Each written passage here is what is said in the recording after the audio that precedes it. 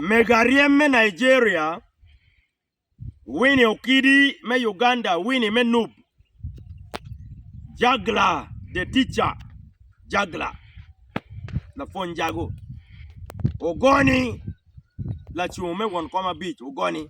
Alturu, mapati Alturu, Beto Chue, mapat ki Beto Chue, Dano Roma, la chume page kitgum Dano Roma. La chuma chon NRM primaries, Oriem Kisinga, Nero me akwang.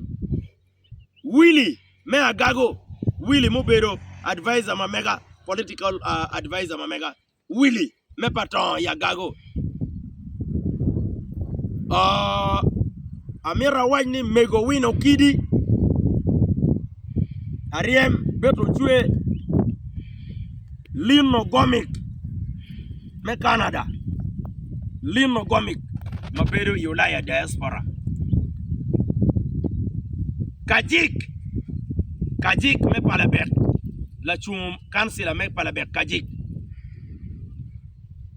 Kidong jomo kene ma Paul magu beru ka chung matek machalo duan kakachuli ikarewa me KDP kakatit loy pati ara biru bodu ka waju bodu ni kachi ada wano no beru ka lok matek ni wek kaka bed mabe kachi ada wano no beru ka lwen matek ni wek gao bed be jomo kene mapalu onyingi ni magiti background weng lo lwen mategu kache wana wabiru ka lok yamani weng ono wabiru ka lok ni wek kaka chulu bed ki future mabe chi ana tikila penya chel one mono da ma wabiru ka dai yamani weng pe kaka ni Dane man wabiru kada ni wa yenyo solution onyo keje wan mer wati mer kada ni gimoke ken madong wanero mer time mer wakweo kao no wan wabiru kada ni there must be a solution to the problems ma wan kaka chuli watika facing one luak met northern Uganda watika facing kachi ada wan wabiru kada for solution. Chino miro wuro win tamani kong ikare eneme yeni wan machalu KDP yamuno wabiru ki lek money wabiru ki biek ki lek money ni lutela mareju magitika chato achuli lutela magitika timo ngao gitika timo bali kuma chuli ni omiro one was sensitizing the community where balok gi weng one way tela to toilet tela man palutela MPs man magubiru in the 11th parliament wanoni most of the MPs magubiru in the 11th parliament wanoni kucharwao ma won kom gigi kome wungenye wanu beru ki kogi kom won kompa joli parliamentary group man me the 11th parliament maka yini social media icheri no lokma wadar wada wacher wakili wa details me chente mugo maki gamu maki chuli bank ya account watimo an pange ka widano po jemi di ana la ortmon yanon now ikar ma wanu biru ka dane no wamirni tela ki logi kumbi di wandu ti kare me loko tela ma wamirni ki lok tela ento wan pe watika katiki nying lu tela ma wamir ki ketki office wap pe watika katiki nying lu tela ma wamir ki ketki office ni umir gu bien gu lega ka lu tela en me de 11th parliament ma nechwa wachi wani kuchalwa solution tingo waberu kada la bon yenye solution ara tamani mwaka eni mirubed mwaka me solution to the problems ma wanu tamani odi ukaka now nying mere ariem yin kay diga dai wiyam nying mene ma ine tawo ni pore ni umirke ye ucheri parliament ikit go mariem imirne ke chwal nga wino kidi iya gano imirne ke chwal nga altur ikulu district imirne ke chwal nga ogoni iya chwa imirne ke chwal nga boss mikutim ikulu city ikit gum ipade iumoro inoya iamoro boss mikutim imirne ke chwal nga gi weri gucheri gu meeting the interest gucheri guti in the interest of actually boss mikutim kiduli eni megariem kiduli anga jagla da pony kiduli ogoni kiduli alturu kiduli beto chwe igulu city imirne ke chwal nga wan watika da yake ken ento nying mo ma wano rieyo ni achulu gwet ngado wegi interest pa achulu be represented peke wani kedu bene en dugu gangani dong o kero wano go weng dogwa dong mayam ti achiel bendong dogwa peka achiel. What is the solution? What is our interest? What is our target? Iye matika binu nino ye dong nina para deke ken pede kwan nina para ngwen nino ye dong nina para deke ken. Who do you think is capable mecher ka gwoko actually interest?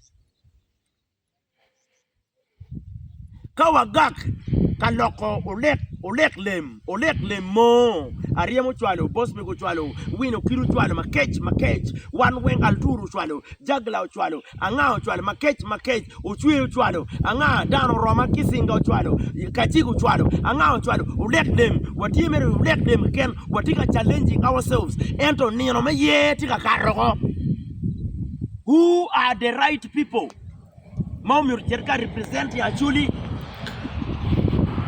Omega wamati diaspora lino gomik tika chwalo $100 boro chan survivor ni mirchero yer boss me ko keto aya boss me tika wani ubir choki gamente utim kero kumar man lino gomik tika $100 lino gomik tika $100 from America tika $100 bot la primary for tika $100 ya cherry kete lokeno interest kwere lino gomik ara tienge tien lok mawego ara chung king awajeneni I am behind Norbert Mao 100% ana chwako Norbert Mao ara tienge tien lok mawego ara wajene I am behind right honorable Richard Todwong 100% achwako Todwong kadi bed ni Todwong pere kachung endo Todwong's contribution did mapelai towards ye matika biro in this election. Todwong's contribution is 95% positively. Achunki Todwong 100%. I have the reason. Achunki Mau, I have the reason. Ara tika chunki Honorable Minister Liliana Bay 100% achwako Liliana Bay. Yam wada wani Mau, yam wada wani Liliana Bay, yam wada wani ngage entra tika chwako ge. Password gamente manyen tika biro gamente manyen bingogo wan kada ariem tika challenging boss me challenging ariem wino kiri challenging boss me challenging wino kiri altur tika challenging anga tika challenging jagu ngar tika challenging roma tika challenging kajik tika challenging kisinga tika we are challenging ourselves but we don't have the solution yet. Nino yeo bikaro elections will be over when we are just fighting. What do we want? Who do we want? What is our target? What is our interest in this election? Amira wachi uni karo dong manok wabiro achiel. Let us disagree to agree. Wa gwenyu tam, wa gwenyu lok, wa lok ento no wa mirni gao yope. Arabi biro ka wachi wu. Tien lok ma wego ana chunki mau. Mau ti password. Gamenda manyen matika biro ni actually mau ti password wu in the new government. Liliana Bay ti password wu in the new government. Honorable Minister Liliana Bay ti password in the new government, the future government. Todwong Richard ti password actually in the future government. Atika titu todwong ti password. Anka we wabiring at government. Atiki tian look mawaini wabiring at government. Wabiring at government. Nyikodi me anyim tiu chuin kom dan manok. Teka wa poke ketgi dugo na wakiloro. Li enobiru politics, li enobiru wibie ki japere iye. Teka wa poke ki jo mone magitie chalo nyikodi me gamenta manyen. Jo mati chalo password pa kaka. Password ubiru kimo matitidi me tiyu kwede to access gamenda manyen matika bionon. Watida kwa mirungo ariem pe miro Liliana Bay derone anangeya 100%. Ariem pe miro Liliana Bay, ariem pe miro mau, ariem pe miro todwong. So jo man mati jogging rariem kita yam anaberu joke arieme. Wano li weno pe wa miro dano li digi. Ento biro na gang o wegani angimo. Biro na gang wegani angimo. Ikin lok ariem winya, weno kiri winya. Jomu kene wen winya. Ikin lok ma wano loge wiyamo. Ma wabiru ka loge wiyamo. Kono ngoti me kwene. Ikin lok ma wa logo. Tie lok mo kene biru false information. I must confirm it to you. I must accept and confess. Ikin lok makibiru ka choy, yitwa makibiru ka choy ne ki choya lok ke yamo, sir lok ke yamo, sir lok ke yamo. Lok mo keneti false allegation. Ikarma anfurati Nairobi. Ono watamni lok maki lok yitwa weng beju. Doktika kare. For example, informations ma honorable Lamwaga Odua Obirika Chwalewa pian wan chao kene wa logo in a teleconference.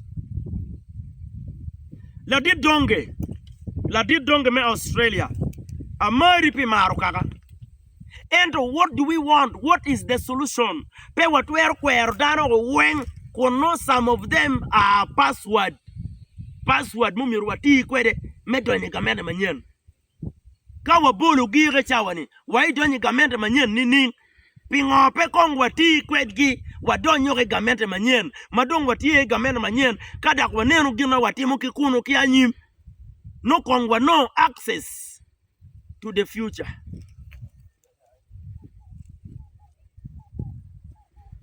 Alqueda umenyo mabe. Jo mao bikonyo wa accessing the future. They are very few.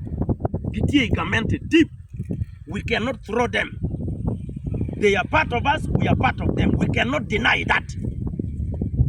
Failure to use them. We are one accessing the future. They will get. I have a match wabir keju madunga wine ngadi wadegi ngadi one wing wabir going ngadu charwa wa anu team kumirichano wa team charwa. So logne ngadu charwa ni kawa doka keju yepe wa ikonyo kaka. Yindon ko ite ya team charwa. Te don ko Liliana charwa. Te don ko to duo charwa. Te don ko mau charwa. But what is the solution? What is the solution? What do we want? What is our target as a tribe? abi dugu katiti certain things magun pe ngeyo lutero mapegi ngeyo politics lutero magibino mereni e loge weke chwale chente e loge weke chwale dollars ubi nego paju dokben wuni bi nego gwoka pe luoro gimoge kena watika logone wiyamo gamente tika lubukowa to the dot gamente tika security operatives security tika lubukowa up to the doorstep madung wa making the last step kono wa donye iye kono wa kar wo wen kitika lobone kitika monitoring wa mironga kadung wa deg mau anga ma wa miro kadung wa deg leliana anga ma wa miro kadung wa deg ngari anga la mwaga signing agreement la mwaga luak mechua east umirunge la mwaga o signing agreement kara ni ene beru kenyo mwaga bicheken pien ngat mone o wajikila mwaga ni waromu konyi karo kui kanya no bet kan mwaga bicheken ka mwaga bijutum kerchi mirberi agreement kan yeni te ka mwaga bijutum ini doko komre chawne la mwaga o wego dikal maumiru eno dok iye machalo an incumbent la mwaga bor dikaleo la mwaga dok ria ke ngwe tika la ri don we dikala ngata pat petian lok me agreement one pe wangeyo megariem for your information megokidi for your information one pe wangeyo ni lutela mukene kara gitika mini wa information mano gwoga nyimgi gitika mini wa information mano protecting their interest la mwaga mini wa informations about Liliana Bear wa chwale yamu informations mukeneti false information I must confess la mwaga karno tika yubu yone me duguka chungkany pien en ngeni eneti agreement ni ka mwaga biju tumdong ngat mau chwale en ka chungkuye dong no doko ka chung eno mi ring duko kany la mwaga peo weko lubol kui mechua east goni yang loke mane kiren kardong la mwaga ri orta jwaga gagi ke kene ngure la mwaga ke nga gini one puro miro Lilian machalo password mechwale wanyim in the new government ginomo peo tim Lilian ginomo inde gag do lok jok ken kono ngo kono ke way mak cheli ka guru ke way mak cheli ka biano ajwa do way mak cheli kono ke ngo indo mir ko tim ngo i gag ke gagi do nguri itim ngo ginomo peo tim Lilian we still need Liliana Bear we go pe chingwa wa ngol nam makwa mayami waji pier Bible mir ko wa ngol password Robert Mau password Liliana Bear password Right Honorable Todong Richard password Amson Bua Melaoni is part of the password Mathieu Lubami Ugum I will still come and talk to you